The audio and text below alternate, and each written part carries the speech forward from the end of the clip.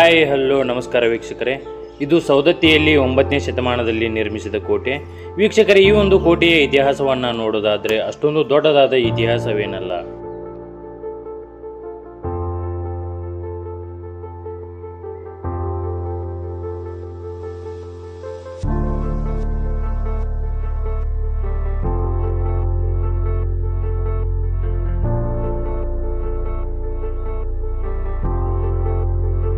ಒಂಬತ್ತನೇ ಶತಮಾನದಿಂದ 13ನೇ ಶತಮಾನದವರೆಗೆ ರಟ್ಟ ರಾಜವಂಶದವರು ಈ ಒಂದು ಕೋಟೆಯಲ್ಲಿದ್ದುಕೊಂಡು ಆಳ್ವಿಕೆಯನ್ನ ಮಾಡಿದ್ರು. ಈ ಒಂದು ಕೋಟೆಯ ಒಳಗಡೆ ಕಾಡಸಿದ್ದೇಶ್ವರ ದೇವಸ್ಥಾನವಿದೆ.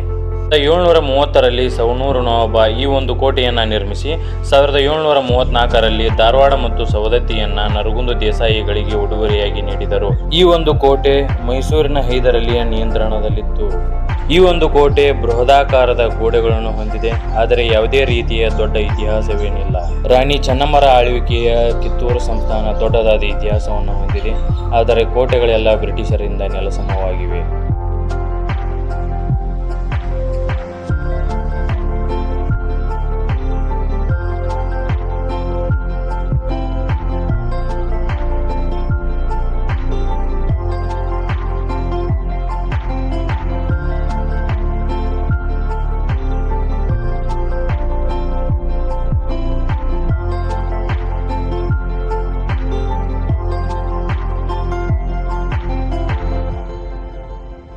ಈ ಒಂದು ಸವದತ್ತಿಯ ಕೋಟೆಯಲ್ಲಿ ಅಷ್ಟೊಂದು ಸ್ವಚ್ಛತೆಯನ್ನ ಕಾಪಾಡಲಾಗಿಲ್ಲ. ದಯವಿಟ್ಟು ಈ ತರ ಸ್ಥಳಗಳಲ್ಲಿ ಸ್ವಚ್ಛತೆಯನ್ನ ಕಾಪಾಡಿರಿ.